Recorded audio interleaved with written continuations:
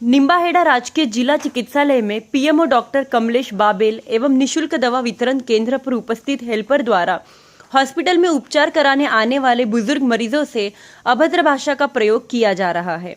यही नहीं, जिला चिकित्सालय में पीएमओ डॉक्टर बाबेल पर मनमानी करने के आरोप भी लगाए हैं। वही किसी बिना फार्मासिस्ट के मरीजों को दवाइयों का वितरण करवाकर आमजन के स्वास्थ्य के साथ खुलेआम खिलवाड़ किया जा रहा है।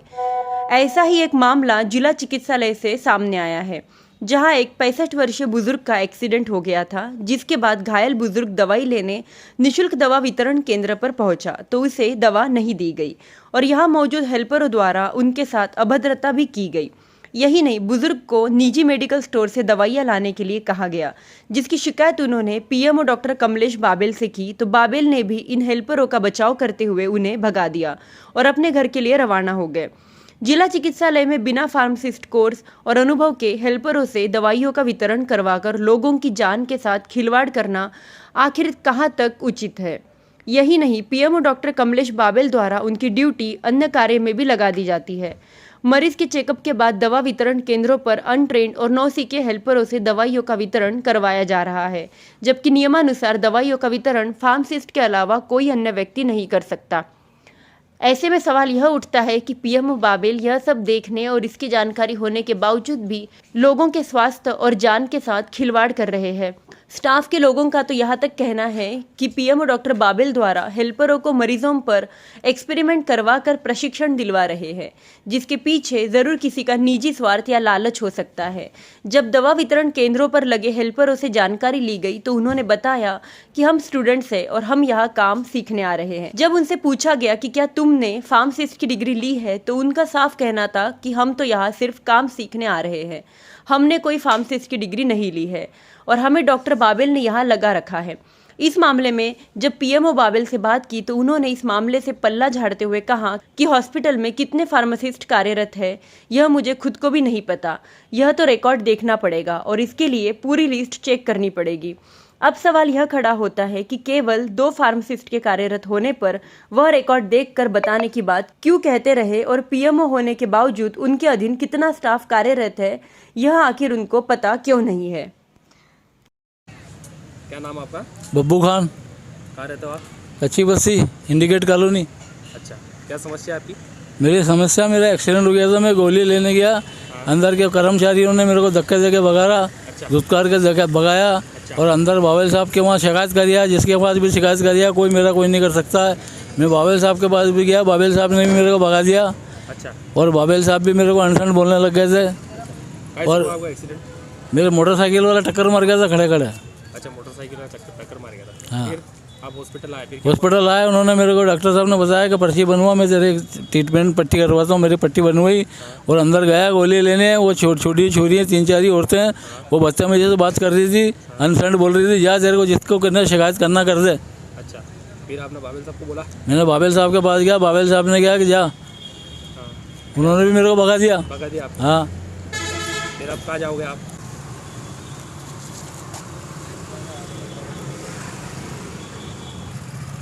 और मैं मेडिकल भी शिष्यरों को लगा रखा है, यहाँ की दवाइयाँ बाहर जा रही हैं। अच्छा। मैं कह रहा हूँ आपके यहाँ की दवाइयाँ सारी बाहर जा रही हैं। अच्छा। और बोलने का जरा से भी तमीज़ नहीं, किसको क्या बोलते हैं, किसको क्या बोलते हैं। अच्छा। अनसन बोलते हैं। जैसे एक जरा सी बच्ची अपनी नवासी की हो, मैं उसका नाना का बराबर हूँ, मेरे को कैसा बोल रही वो। मेडिकल स्टोर से? मेडिकल स्टोर पे। क्या बोला? यहाँ से बोल रही जाओ स्टोर पे, जाओ स्टोर पे जा रहे हैं दवाइयाँ। अच्छा। वहाँ जाके पैसे देके आओ। प्राइवेट मेडिकल से? हाँ, प्राइवेट मेडिकल से लेके आओ, कसम खुदा की। अच्छा, फिर आपने कहा होगा ना सरकारी में क्यों देते हो फिर यहाँ पे? तो मैंने कहा लिख के दो। हाँ। तो उन्होंने कहा लिख के तो नहीं दे रहे हम, जाओ वहाँ दे रहे हैं, बाजार में मिल रही चीज़। अच्छा, बाजार से लेने के लिए? हाँ, बाजार के लिए बोला कि बाजार में मेडिकल खुले हैं। अच्छा, बाबेल साहब को बोला आपने? हाँ, मैंने उनको बोला। उन्होंने कुछ भी सुनवाई नहीं करी और इमार केमाड़ बंद करके एकदम चल दिया उनकी मिसेस के साथ। अच्छा, उनकी मिसेस के साथ चल गए? हाँ। अब कहाँ जाओगे आप? अब कहाँ जाऊँ मैं, आप बताओ, जाओ बताओ। मुख्यमंत्री के वहाँ जाऊँ, उदयलाल जी के वहाँ जाऊँ, मंत्री जी के वहाँ जाऊँ, कहाँ जाऊँ मैं? गरीब आदमी कहाँ जा सकता है? एक जिला अस्पताल खोला है तो उसके सहयोग तो अच्छा मिलना चाहिए। सही बात। पहले मंसूर साहब के पास कोई शिकायत ही नहीं थी उनके पास जाने की, किसी के पास जाने की ज़रूरत नहीं। सिर्फ मंसूर साहब 1 मिनट में निपटा देता था सारा काम। सही। और अब बाबेल साहब के? अब तो बाबेल साहब के टप्पू में सारे ये मैं मुंह पे बोलूँ, मैं किसी से नहीं डरूँ। मैं सच्चाई के पीछे लड़ रहा हूँ, झूठ के पीछे नहीं लड़ रहा हूँ। मेरी आत्मा जान रही है। ये देखो आप, ये देखो।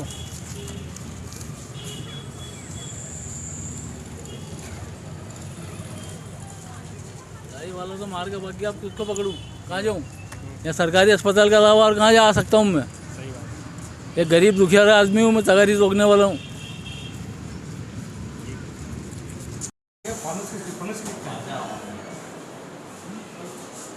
वर्तमान में हॉस्पिटल के अंदर कितने फार्मासिस्ट कार्यरत हैं? भैया ये मैं रिकॉर्ड देख के बताता हूँ आपको, है ना। आप या तो मेरे ये वो को सर आपको पता नहीं कितने जी नहीं, वो सब मेरे को पूरा लिस्ट देखना पड़ेगा ना पूरा, है ना। अंदाज कितने होंगे? भाई 2 फार्मासिस्ट हैं मेरे हिसाब से, है ना, ठीक है ना। सर ये अगर 2 फार्मासिस्ट है तो अगर वो दूसरे बच्चे दवा दे रहे हैं जी वो हेल्पर है, वो हेल्पर है। जी जी। फार्मासिस्ट का नाम हेल्पर का प्रोविज़न होता है, जी। ठीक है ना। आपके 2 ही फार्मासिस्ट की ड्यूटी कहाँ पर रहती है? जी जी, दोनों ही काउंटर पे रहती है। कौन कौन से काउंटर पर? जी काउंटर है, एक मेन काउंटर है, एक 15 नंबर काउंटर है।